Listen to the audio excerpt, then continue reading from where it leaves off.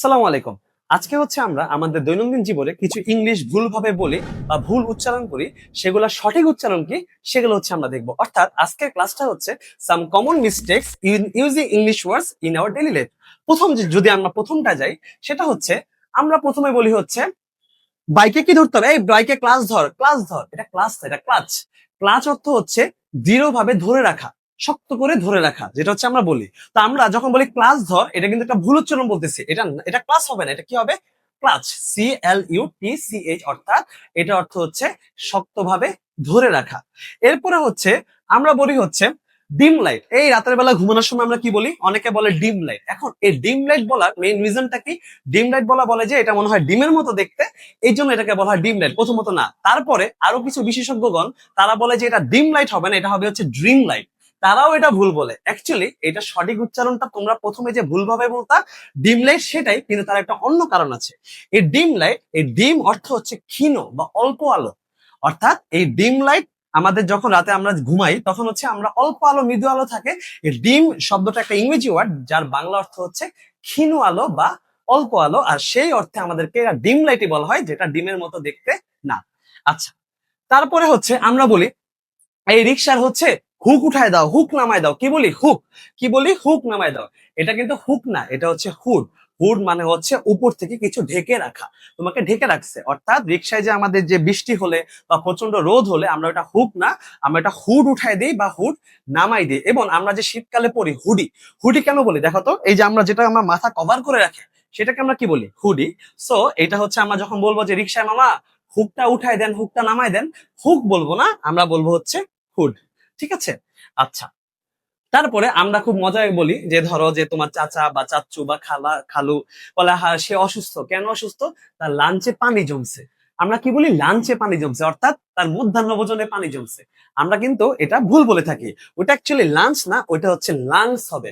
অর্থাৎ আমাদের শরীরে হচ্ছে দুইটা লাং আছে। লাং অর্থ ফুসফুস, অর্থাৎ রাইট লাং, লেফট লাং, ডান ফুসফুস, বাম ফুসফুস, দুইটা যেহেতু এই জন্য হচ্ছে প্লুরাল।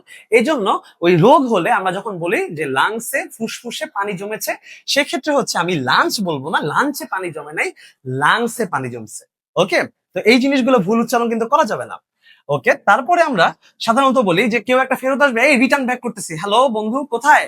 এই তো আমি রিটার্ন ব্যাক করতেছি। রিটার্ন ব্যাক না, রিটার্ন মানে ফেরত আসা। এটা রিটার্ন ব্যাক বলার কিছু নেই, আমি রিটার্ন করতেছি। ওকে, তো এইখানে হচ্ছে আমরা, মানে এটা হচ্ছে বাহুল্য দোষের মতো। রিটার্ন মানেও ফেরত আসা, আবার ব্যাক মানেও ফেরত আসা। এই ভুলগুলো হচ্ছে আমরা করে থাকি। এটা রিটার্ন ব্যাক হবে না, এটা ভুল বলি। সঠিকটা হবে হচ্ছে রিটার্ন, শুধু রিটার্ন, আমি রিটার্ন করতেছি। আচ্ছা, তারপরে হচ্ছে আমরা বলি যে একটা পেশেন্ট অসুস্থ।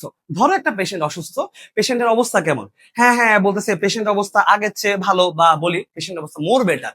মোর বেটার না, বেটার নিজেই হচ্ছে একটা কম্পারেটিভ ফর্ম।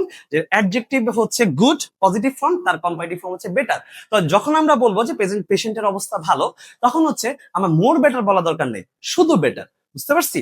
আচ্ছা, তো আমরা এটা অনেক সময় বলি যে মোর বেটার, এটা একদমই বলা যাবে না, এটা হচ্ছে শুধু বেটার। আমরা মুখে মুখে কিন্তু দ্রুত বলতে গিয়ে এই ভুলগুলা করে ফেলি। আচ্ছা, তারপরে আমাদের হচ্ছে আমরা বলি যে রাতে ঘুমাবো বা চোখে আলো লাগতেছে, এই off the light. Off the light বলে কিছু নাই, টার্ন অফ দা লাইট। কারণ অফটা হচ্ছে আমার ভার্ব না। এই যে turn off the light, turn হচ্ছে ভার্ব, এটা একটা ইম্পারেটিভ সেন্টেন্স। সো আমরা যখন বলতেছি যে অফ দা লাইট, এই লাইটটা অফ করো, না এটা বলতে পারবো না। এটা আমরা বলবো হয় টার্ন অফ দা লাইট বা সুইচ অফ দা লাইট। দুইটাই হচ্ছে ভার্ব দিয়ে শুরু, অর্থাৎ এগুলা ইম্পারেটিভ বাক্য। তার মানে আমরা যখন বলতেছি অফ দা লাইট, সেটা হচ্ছে ভুল, এবং টার্ন অফ দা লাইট হচ্ছে আমাদের সঠিক। এগুলো আমাদের দৈনন্দিন জীবনে খুব বেশি ব্যবহার হয় এবং সেগুলো হচ্ছে খুব ভুল। এরপরে যদি আমরা বলি যে আমরা কেউ হোটেলে খাইতে যাই, কেউ রেস্টুরেন্টে খাইতে যাই, কিন্তু আমাদের যে কোনো একটা খাওয়া কিন্তু খুব ভুল হয়ে যায়। মাথায় রাখবা, যখন হচ্ছে অ্যাকচুয়ালি হোটেলকে বলা হয় প্লেস টু স্টে, মানে যেখানে হচ্ছে আমরা থাকবো সেটা হচ্ছে হোটেল। যদি আমাদের সমাজটা এমন হয়ে গেছে যে আমাদের এই হোটেলে খাইতে যাওয়াটা মানে হোটেলে আসি, এটাও যেমন বলি, আবার হোটেলে খাইতে গেছি বা মানে যে ভালো খাওয়া দাওয়া করতে গেছি সেটাও বলি, কিন্তু অ্যাকচুয়ালি এটা সঠিক না।